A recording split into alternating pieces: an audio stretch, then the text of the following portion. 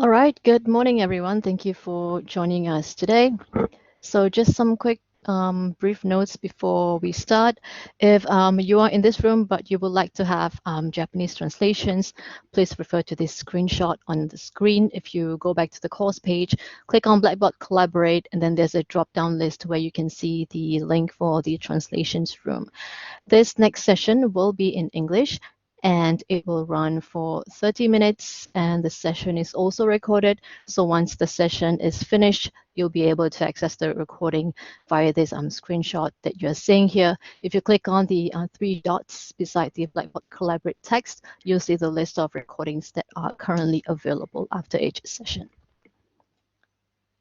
So without further ado, I'd like to introduce our next presenter, Dr. Szymon Machajewski. He's from the University of Illinois, Chicago, so it's actually evening his time. And Szymon, without further ado, I'll hand this over to you.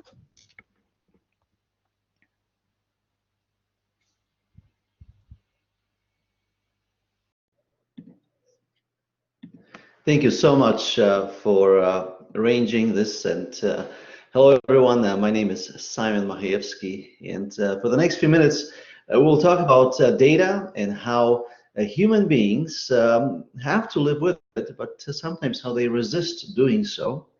We'll talk about how Blackboard really supports data-driven decisions and how we can, in academic life, really benefit from using data wisely. So learning analytics is a beautiful subject that is dear to my heart because for some years now, I've been able to play with it. For example, BB Stats is a building block that I've authored some years ago, but because of that, I was able to get in touch with quite a few professionals in the Blackboard community to talk about it. First of all, what is interesting about data is that it helps us to tell stories. Stories are a fundamental resource in education and also in our lives. In fact, most schools, most universities probably develop and tell the story of student success. And that story can be data driven. It can have a reflection in data. But it was David Hume, a thinker from about 300 years ago, who said that the reason is and ought to only be the slave of the passions. What does that mean? Well, even though we would like to think of ourselves as human beings who are driven by reason, that we are rational, it turns out that it is our emotions that tend to play a larger role. Because of that, it seems that we make decisions first on an emotional level, we jump to conclusions, and only then do we seek to support them with data, with explanation. And so that's how many of the visualizations in digital world take place. And that is why often we do not discover new things. So let's take a quick look at a journey through Blackboard Learn and how data can be, first of all, accessed, then reported on, and then we'll talk about how the human nature really fits into that. So data in the Blackboard system can be accessed in various ways. I'll give you some examples. But at data.blackboard.com, you'll see a new way where a data warehouse is generated from your Blackboard system. And then public.tableau.com is a way to see how others, to explore other visualizations, other ways to report data, so that you can connect the data source with a story that we tell through visualizations. One way that data can be accessed, data about Blackboard can be accessed, is through Google Analytics. Now, this often is as simple as adding the Google ID into the Blackboard Learn system, and if you reach out to Blackboard support, they will certainly help you to do that. But you will be able to really get a good pulse on what happens inside of your system, what LTI tools are launched, what building blocks are being used. Another way is with Blackboard Data, which is available for clients with SaaS deployment. And one advantage of it is that it's well documented. We have these ERD graphs, so they are relationship graphs between the different data pieces. And also, Blackboard Data now is starting to have UI, or user interface, where we can access graphics and ready reports, such as the one we're looking at right now, which compares activity from previous year, fall 2019, and fall 2020, showing about 64% increase in usage. That, of course, is fairly common for the start of quarantine and the events that followed it. Now, Blackboard Data has also a Sql Access. What we're looking at right now, though, applies also to self-hosted clients, if you have Blackboard on your campus, where you can write Sql statements through, say, pgadmin is an application that will access the PostgreSQL database, which could apply to a managed hosted system, to SaaS, and of course, if you're self-hosted, whether SQL or Oracle, you would have the same type of access. Now, similar access is maintained for the SaaS systems through Blackboard Data. And here's an example of a select statement that can be executed in the data warehouse. And later today, we're going to have a session that will go into more detail. Scott Hurry from Blackboard is going to help us to see more detail of how these statements are built. But that's another data source for our storytelling. And now you're looking at a graphic, a visualization that was developed at the University of Illinois at Chicago that is directly connected to Blackboard Data. And so no updates are necessary. This is automatically changed. We can see we have some filters, and we also have some attempted graphical storytelling, and this is done with Tableau. Now, Tableau is not the only visualization system that can be used. There are others. You could use Pyramid, which works very closely with Blackboard as a partner. Power BI. You can even use Excel or Google Docs with the Google spreadsheet system. Any of those would work. There's actually a Google Data Studio as well that would be helpful in developing these visualizations. Now, in the second tab of the visualization, we have a data export that allows instructors to look at their own course, and then how often students accessed it, how many active students there are, how well students performed in Blackboard Collaborate. And so these are all connected visualizations to Blackboard Data. And now we're looking at an example of a visualization stored in public Tableau. We anonymize the data. We make sure that any of our responsibilities for student privacy are met, but we can release also some reports to the Tableau community. And because of that, schools can collaborate. They can develop a report. Because the data source is the same, we can then immediately adapt it at another school. So these visualizations then help us to tell a story about our students, about our campus, about success in education.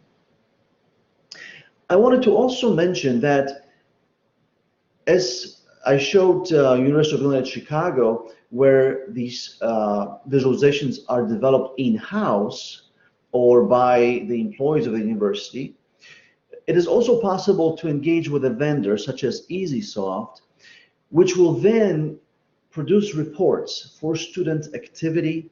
It will show instructors how tools are being used within their course, and it'll also show other high-level reports. So this is a great way to get a boost in this data-driven decision-making process. And this will work in self-hosted as well as SaaS deployments. I like EasySoft because not only do we dip into learning analytics for the research and for the monitoring as well as reporting, but we can also execute certain interventions. So EasySoft allows us to post messages, videos, and even redirect a chatbot into the screen where the instructor is visiting for the first time, maybe the grade book or an assessment or a rubric. So this is a nice way to really get a boost in this area of learning analytics to partner with EasySoft. However, there's also quite a bit of research being done in learning analytics. And if you are an academic who perhaps is visiting to support a classroom, but also to support your research, you can certainly do that. And I'm going to put in the chat room a link to a bibliography with a number of sources, number of articles, peer-reviewed articles that deal with learning analytics. So it might jumpstart your research and help you to publish your next article. One of these articles about faculty use of tools inside of Blackboard was published back in 2018. And this particular article used latent class analysis, which is a statistical method to have the data talk to you. Instead of looking for a specific element of the data, you run analysis to see which tools do groups of faculty use. So in this study, we identified holistic usage, a group of faculty who were using Blackboard holistically, and then what tools that resulted in. And as complementary, meaning maybe this is an in-person class, but they are using some elements of Blackboard. And then the third latent class analysis in this research was the use of Blackboard as just content repository. So simply putting a syllabus or other files for a download by students. And so I'll go ahead and post a link to this paper as well. And so it's important that instructors and researchers who, of course, drive the academic value in the university can take advantage of learning analytics. And we have to really work together so that this research continues to move forward.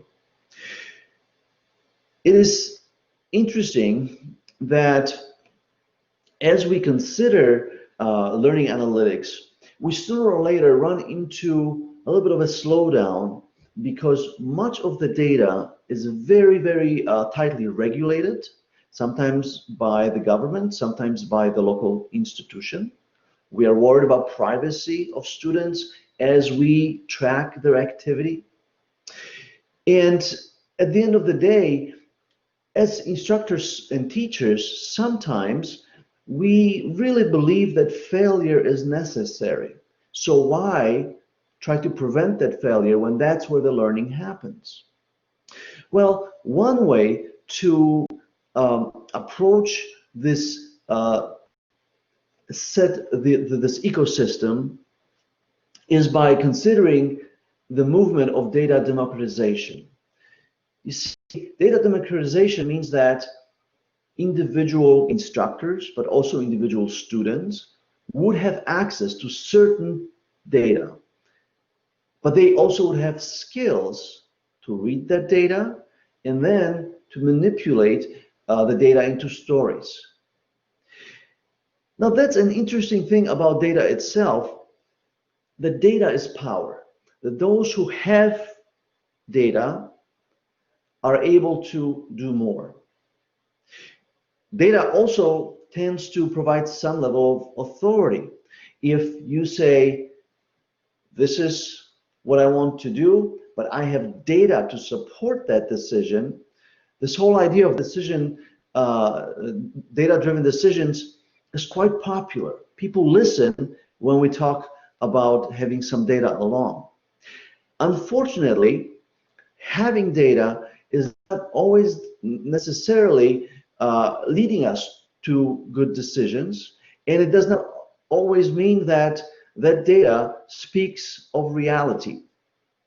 What we notice, and this is across the globe today, is that people tend to live in information bubbles because they pick certain data, certain facts at times, but then ignore others, and they tend to go back to the same data sources.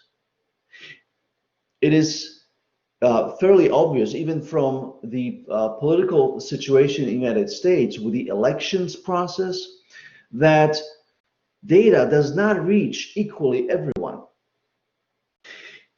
Whenever something is printed, there's an assumption that it was reviewed, that somehow someone allowed it to be printed. Of course, in times of Gutenberg, so we're saying 1500s, back then printing was just getting started, and I'm sure Gutenberg was hoping that only important ideas and valid ideas would be printed. Today we print digitally every day. Of course, Twitter, Facebook, all these sources provide us with digitally printed information, and people tend to automatically trust that. Why? It's human nature. When you see a doctor wearing a white coat, that raises their authority. When you see a man in a suit, and by the way, the suit was designed after military uniforms to also raise the authority, there are signals sent to us, and these are visualization related signals, that there is someone commands authority. And so when things are printed, put in a graph, whether they're true or not, they're automatically strengthened. Those ideas are strengthened. People sometimes say, I will believe it when I see it. And unfortunately, by the time they see a graph somewhere, they believe it. What we are trying to do in this data democratization process is, first of all, to have individuals be digitally literate and teach them about data, the fact that not all data is equal, and sometimes we do jump to conclusions when it comes to data. But also, we want to make data available to people. And this is one reason why I really like the focus that Blackboard as a company has on data, and of course, the release of the product, the Blackboard Data itself, because it's so important that we continue to make data available to instructors, to executives, to deans, to presidents of universities, but that data can be browsed, it can be verified. The creator of Linux, Torvalds, he often talks about why open source systems are beneficial. And he says that many eyes make bugs shallow, bugs as in problems in software shallow. And that is necessary for making sure that our stories we tell with data are accurate. Many eyes have to review the data, many eyes have to have constant access to it, so that we can have some level of confidence that the reports we are using are also stable, that the data is valid. So this data democratization process means that someone has to release some of the power. And it's typically the IT offices, it's typically analysis or business analysts who often own report making, and departments that for the entire institution do analysis, and unless it comes from their office, it is not even allowed at times. So data democratization really will happen when we can share data out of Blackboard very quickly before it's even processed and changed into graphs. And that is where Blackboard data product itself might be heading. because it is a separate database. It allows us to have data at our fingertips, but it also can be automatically connected to other data sources. We were able to, for example, output some of the data from Blackboard Data into Google spreadsheets, which can be easily shared, but by the time the data arrives in Google spreadsheets, we can anonymize it and release it in a safe way. And here is an example why it is necessary to have these digital information, digital literacy skills when we consume stories and messages that claim to have data background. Right now, you're looking at perhaps results of some kind of an election, and we see that majority of votes here are for yes. Well, someone who has a keen eye might notice number 45 in the corner here, which means that the y-axis was truncated, because in reality, this graph actually shows that the difference was not very much. Perhaps instructors were voting whether to go from self-hosted to SaaS, and so a majority did not say yes, and so that story would be told in an accurate way by saying that yes, there are benefits, but there are some instructors who have concerns. So that's an example of how visualizations have power, how it is necessary to continue that data democratization process where more people are able to speak based on findings, but more of those findings can be also validated. Now, while thinking about this topic, I went back to this idea of kintsugi. It's actually a part of one of my favorite authors and also video YouTube producers from the Sql of Life, and I'm sharing the link here in the chat. The Sql of Life happens to be a thinking philosophical house that helps to share useful information from across the world for emotional intelligence.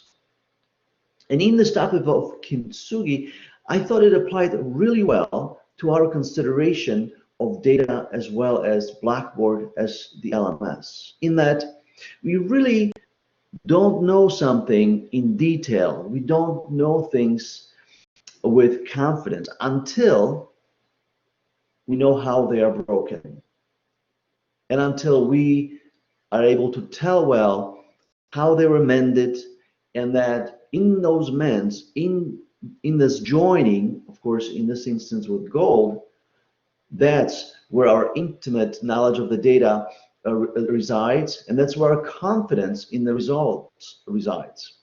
And this, of course, can be likened also to understanding students well, and also to education itself, where we take things apart. Sometimes we destroy ideas in order to be able to neatly put them back together and make them stronger where they're mended.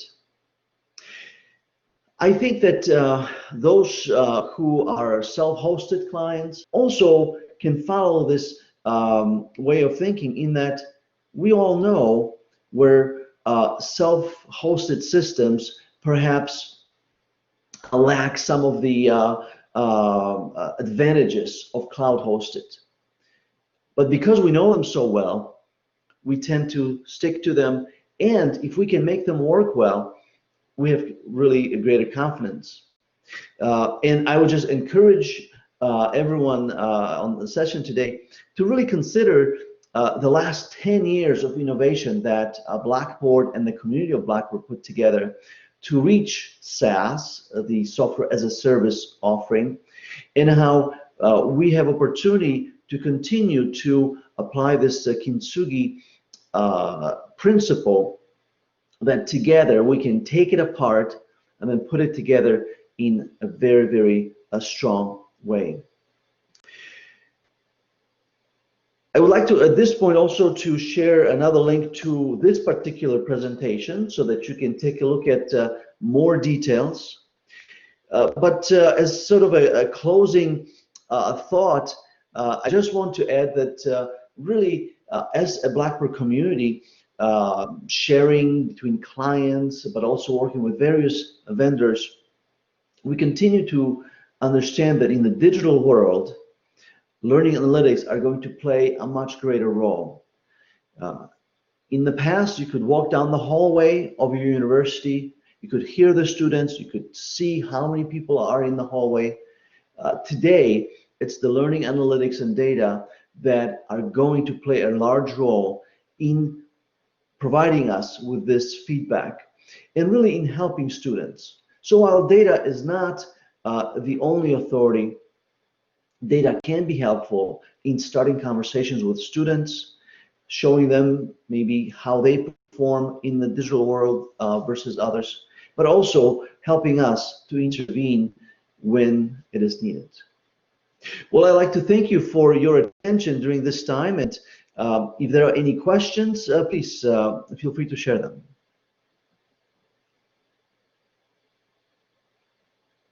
I thank you very much. May I ask you one question? Please. So I think this is very important to share the data, and also so data democratization is a very important thing. But at the same time, I think when we consider about the student activity data, one simple question is who owns that data and who can use that with under what conditions? And this is something related to privacy issues, but how can we solve these issues? Do you have any idea? So let me start by saying that I was invited to participate in the steering committee at EDUCAUSE for student success with data analytics.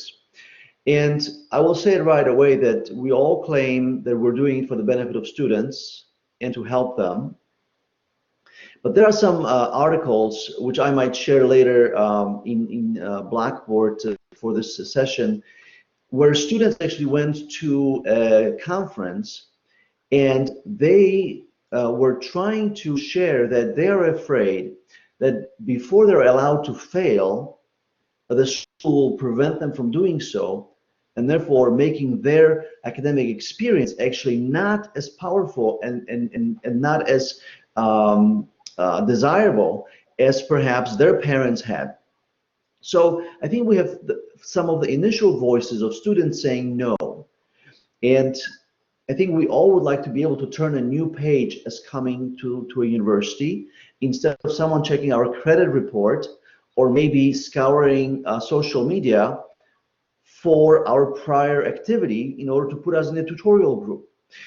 When it comes to specifically your question about who owns the data, well, ownership from government's perspective really doesn't exist until it's legalized.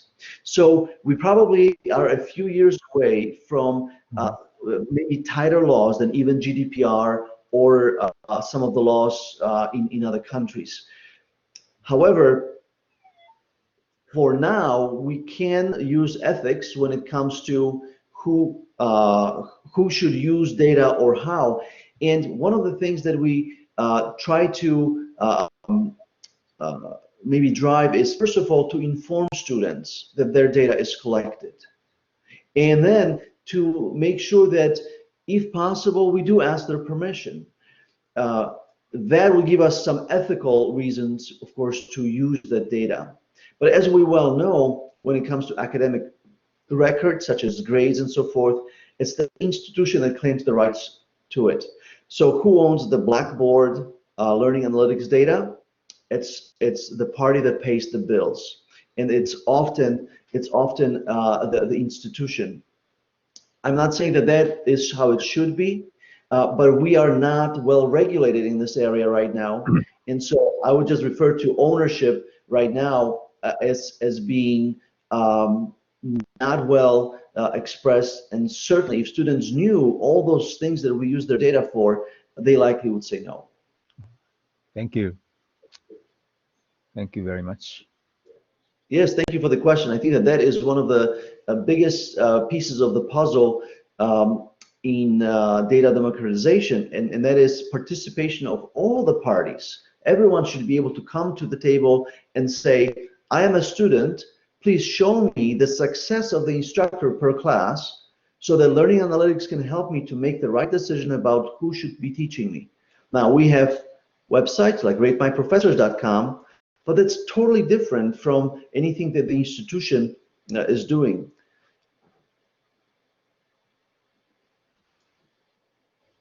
All right, thank you, Simon. We are out of time at the moment, so thanks everyone for joining. And just a quick reminder that to join the next session, you'll have to exit this session and join the next room. So the next two sessions coming up, we have two breakout tracks. So one of it is going to be a student panel on a conversation with university students on their digital learning experience through the pandemic.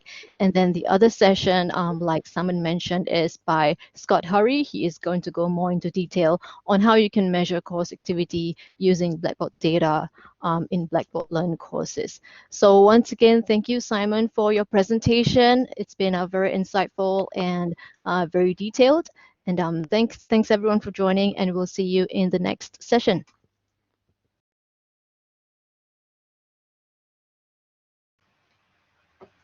So before we get started, I know some of you have not met, so I just wanted to share a brief introduction. My name is Scott Hurry, and I am a staff software engineer at Blackboard. My role is responsible for managing the developer community for all of our clients, as well as our partners, and working with educational standards such as LTI and Caliper. So with that, Dr. Machajewski has been kind enough to join us, and so Simon, would you like to introduce yourself for those that may have not heard your introduction previously? Yes, my name is Szymon Machajewski, and I am Senior Learning Systems Coordinator at the University of Illinois in Chicago, and I've been using Blackboard since 1998. And at various institutions, and I've been able to work with Scott on a number of various projects. And he is what I guess could be called a code poet, a code poet. So I'm very excited to be here. Thank you, Simon. So before we get started, I know that you have heard a little bit about Blackboard Data today, so I just want to review a very little bit, and then we will actually spend most of this session looking at SQL, looking at queries in the Blackboard Data Snowflake interface, and talking about some of the things that we can get information about around course activity and the users who are interacting with those courses. So this is the home of Blackboard Data. You can get to this page at any time by going to data.blackboard.com. It is open. You don't have to have Blackboard Data to view it. You don't have to do anything special to get access to the data dictionary. It is there for anybody who is interested in looking. And so at the end of the session, I will go over a few links for things that will help you get started, including links to this page. The thing I'm most excited about with Blackboard Data is really something that we haven't had at Blackboard previously. It gives us the ability to pull together data from across Blackboard's product portfolio. And so you can get information about Blackboard Learn, you can get information about Blackboard Collaborate, you can get information about Blackboard Ally, and if you use SafeAssign, you can get information about SafeAssign as well. And for the first time, we make it really easy to map those users and those experiences and those products together, so you can really track your users' activity from Blackboard Learn moving into Collaborate, and then whether or not while they're in Learn they use Ally or SafeAssign, and you can tie all that activity together with really useful insights.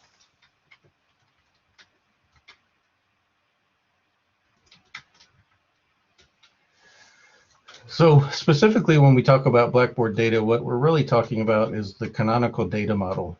And what this is, it is the way that we have designed the tables and the way that the tables fit together so that we can make getting access to this data extremely easy for you. The data is easy to use, easy to access, and available to different user types.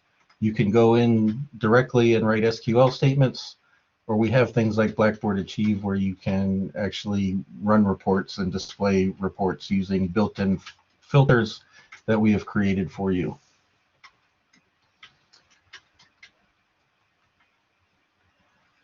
So when we're talking about the Canonica data model, what we're really talking about within that data model is a number of various databases that are all tied together. And specifically, there is one for Collaborate, one for LMS, one for telemetry, and then one for mapping for tying them all together. We've designed the Canonica data model so that it doesn't have to be Blackboard specific. So if someday we decide we would like to push different products that do not belong to Blackboard into these various data models, it is built in a way that is agnostic so that we would be able to do that. But specifically today, we're going to talk about the LMS. And so with that, we'll be focusing on CDM_LMS. So the data in this data model includes things like terms, users, institutional hierarchy, and a number of different pieces of information about courses such as items, tools, goals and grades, submissions, and evaluation items. And so there's really a vast amount of data that is available to you as you are writing your reports and getting your insights against how users are actually using your application. And so within that CDM LMS, we're going to be looking a lot at the course activity table today. So we'll start simple and we'll look at a few queries where we can get basic information out of the course activity table. And then we'll look a little bit more in depth about how we can tie that to other data models within, with other tables within the CDM LMS to get more robust and much more user-friendly data. So the things that you can find in the course activity table is information about the courses themselves, information about the users in those courses, course access details, user interactions, and how much time users are actually spending in the course. And so with that, we're going to leave PowerPoint and we are going to take a look at first the data dictionary just really quickly so I can show you what it looks like and how to use it. And then we're going to get into Snowflake, the user interface, and we're going to run some queries against real data. So I mentioned data.blackboard.com. This is the home page when you get to that area. And there's a number of things. You see that there's a way to sign in, but for what we're going to be doing today, we don't really have to worry about signing in. And so if we come over here to the menu, we can see that there's a number of things that we can select from. So the home takes you to the page that we're viewing now, but most importantly is the data dictionary. And so the data dictionary is really the full list of the different types of data, the different types of fields that are available within the data model. You can filter by submodel, so if you only want LMS data or you only want Collaborate data, you can filter these entries. And my favorite part is the entity relationship diagrams. So if we click on entity relationships, you get what has been built to be a completely interactive entity relationship diagram. If you've used things like the open database learn documentation, you will remember that the entity relationship diagrams there are very difficult to use. They're in one case, the main table, the AS core schema, is impossible to read. You just can't blow it up big enough to see. But here in the Blackboard data model, you can easily scroll in and you can view things up close. Everything in the data model is clickable, and so if we scroll in very far,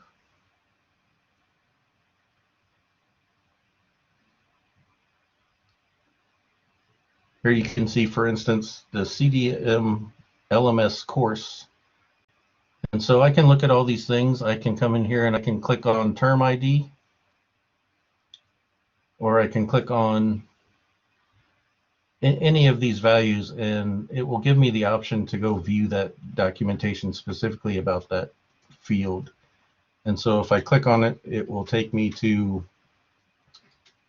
the field in question. We can read information about the course parent ID, and you can still see the entity relationships over here on the right, so that you can continue to work your way through this model. And so I don't want to spend much more time on this.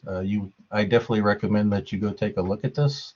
It will give you a lot of information about how Blackboard data is organized and how you can get to various pieces of information that might be of interest to you. So with that, let's move over to our Snowflake interface. And so this is Snowflake. It is not a Blackboard product. Snowflake is the partner that we use that hosts our data lakes. So all of the data lives within AWS, and it lives in Snowflake, which is a huge data lake provider that runs natively in AWS. So it works really well for us to be able to partner with them in order to save all of these various things. So the first thing that we'll look at, we've talked about the canonical data model. So if we open this side panel, you can see we have a number here. Right now I have CDM LMS open, and you can see all the different tables that are available to me. I mentioned we would be using course activity mostly today. We will use course person as well, person course, and also the course table. And what that will allow us to do is pull those various pieces of information together to make one very easy to use, very easy to read set of data. So since we're talking about course activity, if we click on course activity, you'll see we get some information down here. You can see it gives us information about the columns. It tells us how many rows and how many or how big the data is that is in that table. In this case, we have 11,852 rows, and I could click preview data, and basically this would run a select all and display the first 100 records from this table here in our data preview area. But that's no fun. We want to write SQL. So for now, I'm going to go ahead and close this so we have a little bit more room on our screen. And you can see I am just writing straight SQL queries. So the first thing we can do is we can run the describe table. And what this will do is just give us all the same information that we saw in the properties view in the bottom left-hand side. But it will give us a little bit more information about the fields that are included. And so we can run, and this will run live against my data. And in just a moment, we'll see the results. And so let's go ahead and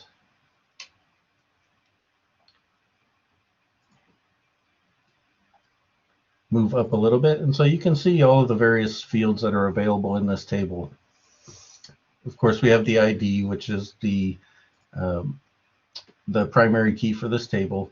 But we have a number of other things too. We have our instance ID, we have course ID, we have person course ID. We have all this various information, and so you can just get an idea of what is available. Most of them are named appropriately so that you can read them and figure out what they are. But using this in conjunction with our data dictionary, you can easily find these things, and you can see visually through the entity relationships how they tie together, which foreign keys in one table correspond to which primary keys in other tables, and things like that.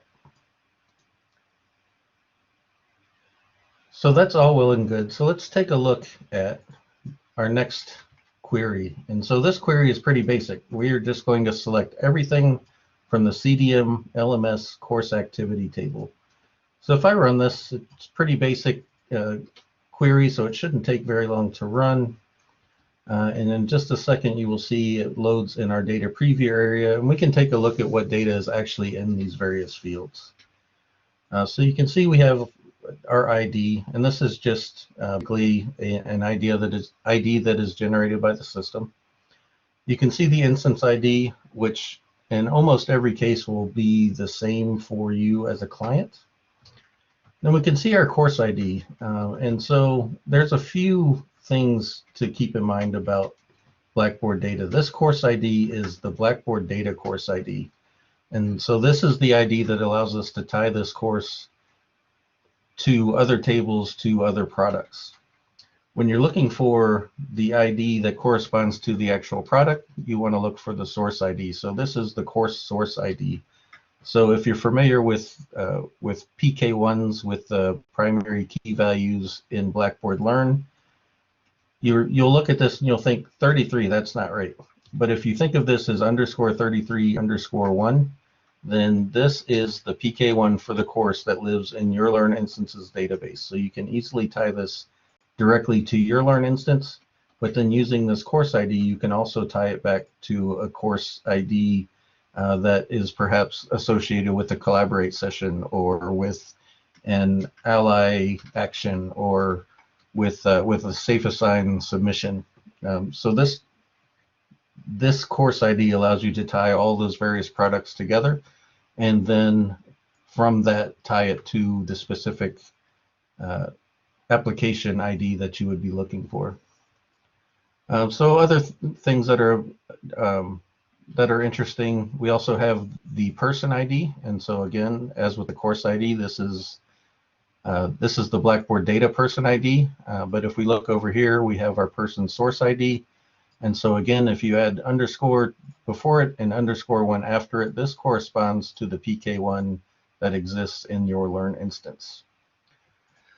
So after that, we have something interesting. We have duration sum. And so that means for this course activity record, the person 3497 was in course 33 and was in there for 11 seconds.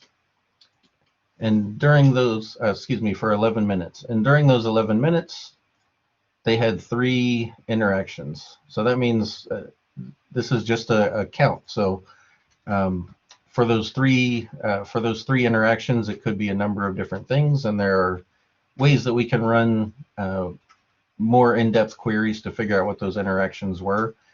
But one very easy use case is just to see who is doing what in what courses. So with that, let's take a look at a little bit more in-depth query. So let me make a little room so we can see a little better. And so with this query, we're going to aggregate usage statistics by person across all courses. So you can see we're selecting the person ID as ID. We mentioned the person ID down here. This is the Blackboard Data person ID, so we could tie it to the person source ID should we choose to. And then we're going to count the distinct course IDs, and that will tell us how many courses this user has actually accessed. And then we're going to count distinct IDs as course access. So we can count how many times they've actually accessed this course. From there, we're going to figure out how many hours the user has interacted with. And so we're going to take the duration sum, which as we mentioned is in minutes, and we're going to divide that by 3600 to break it down to hours. And then we're going to get a sum of the interaction count across all of those interactions, so we can see just how interactive this person is. And then we're just going to group it by the person ID so that we can see what each user is doing. So if we click run, we can see we get that data. So here we're looking at user ID, and I happen to know that this is me. This is my user on this session, or excuse me, on this system. And so I have access to 63 courses. I have accessed them 485 times. I've spent a total of 182 hours in those courses with a total of 2,410 interactions. And so it just gives you a pretty broad look at how somebody's interacting with the system, and you can easily compare different users to see how interactive they are, how many times are they accessing the courses, how many courses have they accessed, how many hours they've spent doing so, and how many times they've interacted with those courses. So pretty simple query, only a few lines, but it gives you some pretty powerful information when you are looking to figure out what your users are actually doing within the system.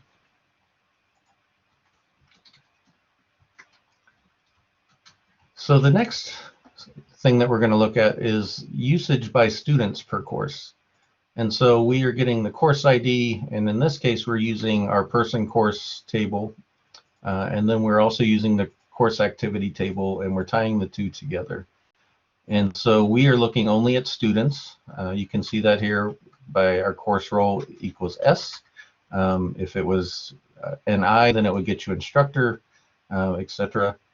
But for this case, we're just going to look at students, and we are going to get the time that students first accessed the course, that they last accessed the course, the total minutes that they spent in the course, how many enrolled users are in that course, how many of those enrolled users are active users, and the average number of minutes that those users spend in those courses. So let's go ahead and run.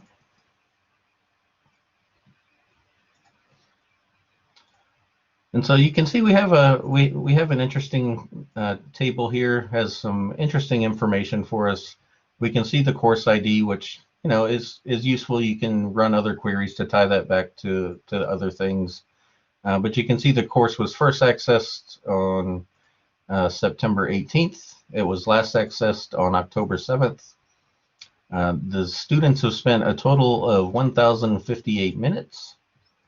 There are 162 enrolled users, 33 active users, and the average minute that a user has spent in that course is 32 minutes. So that's a pretty handy look if you are going to measure the effectiveness of your courses, measure how much people are interacting with those courses, and so it can give you some pretty valuable information.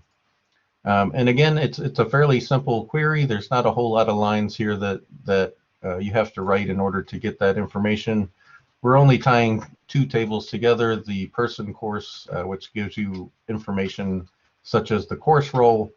Also, I didn't mention before, but we're only looking at available students. So if they're unavailable or disabled, then they won't show up in this query. And then we're grouping it by the course ID just so that we can aggregate it per course.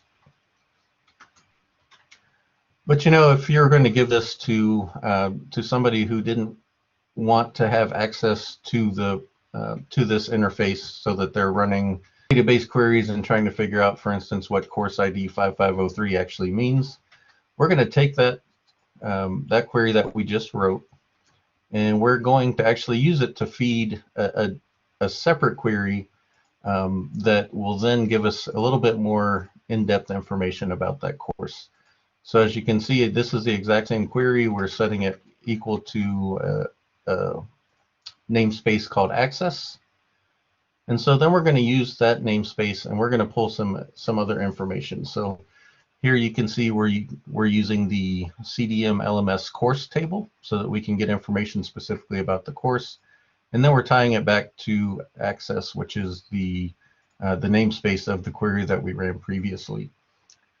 And by doing that, we can get the actual name of the course. We can get the batch UID of the course, which is often very helpful for tying back to things like SISs.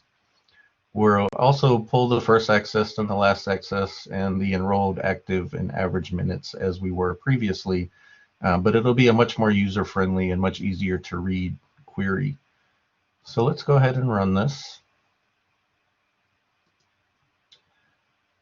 And so this will take just a second longer, but not too much. And so here you can see, now we can actually look and see what course that we're actually talking about. So instead of looking at, 5583, now we know that this course is called Securing Microservices, Best Practices and Strategies. We have the batch UID, which could be your SIS course ID, so that you could match the two together.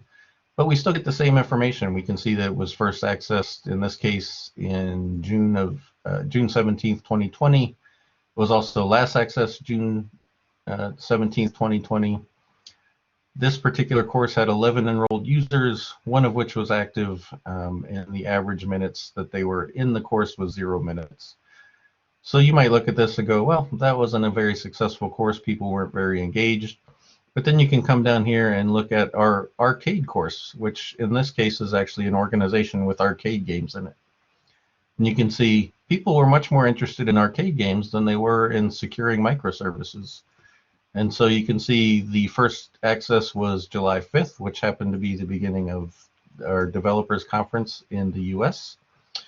And it was last accessed on November 9th, so just the other day. So people are still logging into the system and playing these video games. So this particular course had 2,109 enrolled users. 142 of them are classified as active, and they individually spend an average of 17 minutes in that course. So again, very easy to read and gives you some pretty useful information with just a few lines of SQL on how effective and how interactive your courses are and how students are using that course within your LMS.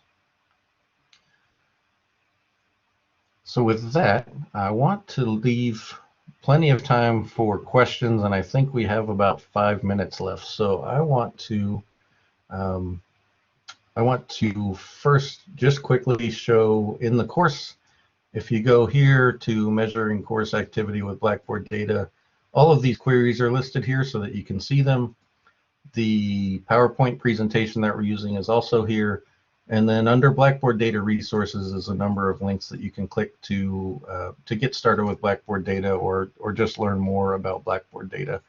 I would want to point out one thing. We do this thing just about monthly called 21 Days of Blackboard Data, and it is an opportunity for you to get access to a test system and do 21 days of challenges where you are given questions and problems, and you have the opportunity to write the queries or to enhance the queries that are given to you in order to do this.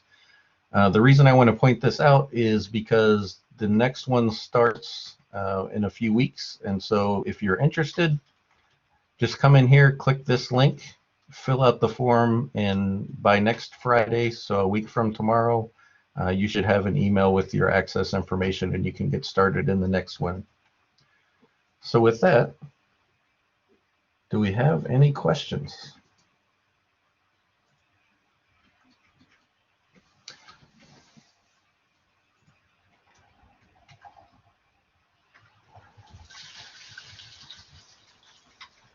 And while we wait to see if we have any questions, Simon, is there anything that you would like to add?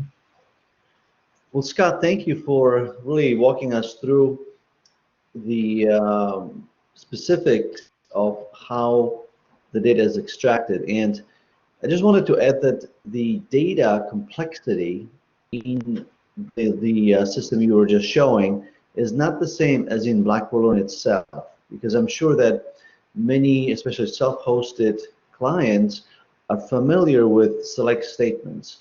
And Blackboard Learn itself is an operational system, so operational database, transactional, which means that data is normalized and spread across many tables. Scott, how many tables do we have in the Blackboard Learn right now? I don't think I can count that high. A lot? Yeah, hundreds, probably safely into hundreds, which means that these queries in Blackboard Learn get very complicated. What I like about the Snowflake and this data warehouse is that the data is already pre-calculated and the data is summarized and denormalized. So that way you can link the tables differently. There isn't just one way to do that. And the SQL is a lot easier. I guess what I'm saying, the complexity of SQL is a lot lower in the data warehouse than it is in the operational transactional database. Very true. Thank you for adding that. That was an excellent point.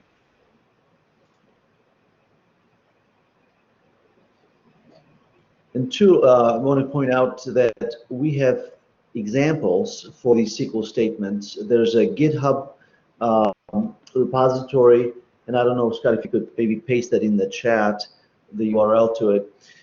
And also inside of Blackboard course for this event, in the section for the keynote that I presented, we have some links to other institutions also sharing SQL. So you don't have to redevelop the wheel. You can just start with SQL that other institutions developed, that Scott shared on GitHub. And it is really easy to start running your queries, even if you're not comfortable, with coding itself.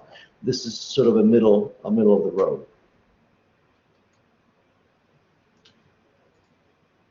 Yes, and along those lines, I do encourage you to look at the open source repository. It is open source, and so by that nature, if you find yourself working with Blackboard data and you find queries that are useful to you, we definitely encourage you to do a pull request and add your queries to the repository for others, just as others add queries to the repository for you. And that link is here on the Blackboard Data Resources page, which is in the TLF Japan course.